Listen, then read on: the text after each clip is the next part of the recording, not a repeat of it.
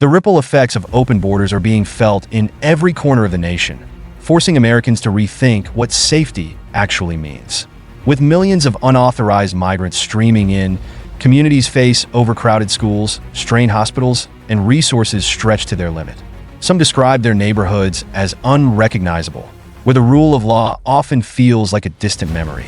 Yet, others ask whether the blame lies solely with migration or with a system that fails to balance compassion and order.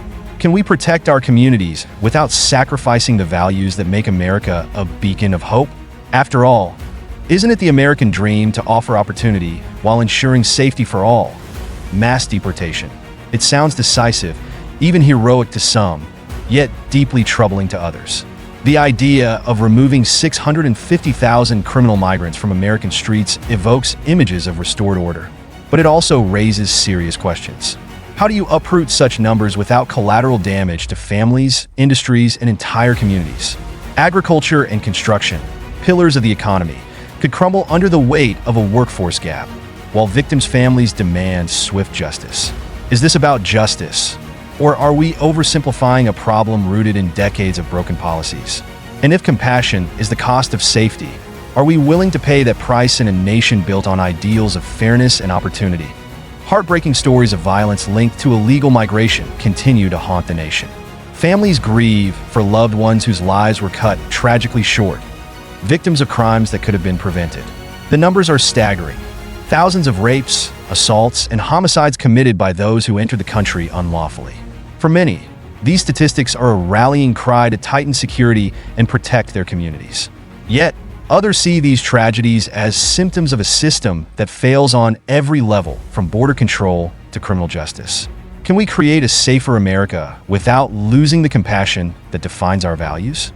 Or will the cycle of blame and inaction leave more families mourning unnecessary losses?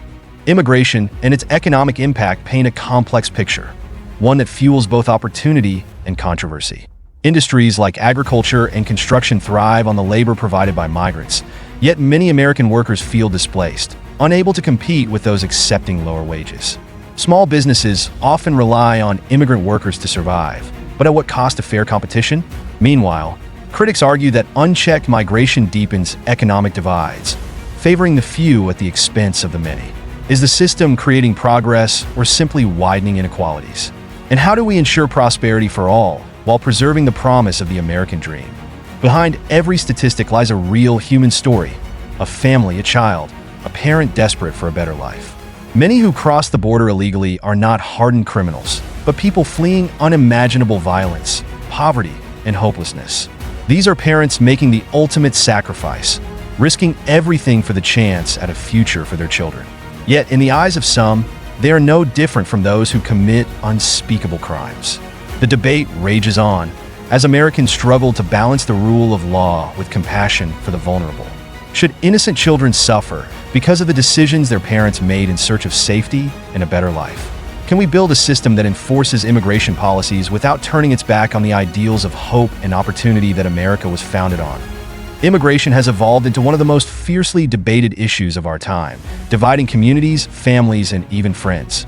On one side, there are those who argue that stricter enforcement is the only solution to the crisis, while others call for comprehensive reform that balances security with the nation's humanitarian values. These debates bring uncomfortable truths to light. Are we truly prioritizing the safety of American citizens, or are we scapegoating the most vulnerable? The political rhetoric is loud, but the solutions seem elusive. Can our leaders put aside partisan divides and create meaningful change? Or will the system remain broken, leaving Americans to wonder if unity is even possible? As tensions rise, we must ask ourselves, will we ever find common ground to solve this growing crisis? Or are we doomed to repeat the same cycle of division and inaction? When it comes to the issue of illegal immigration, Americans are fed up with politicians who turn a blind eye to the consequences of their decisions. The words treason and betrayal are used more and more frequently, with people questioning how those in power can continue to push policies that harm their own citizens. Many argue that the government should be held accountable for allowing such dangerous situations to unfold. From the rise in violent crime to the strain on public services, people are demanding action, and they want those responsible to face the consequences. It's not just about politics anymore. It's about safety, security, and the future of American communities. Will the politicians finally listen, or will they continue to play political games at the expense of everyday Americans?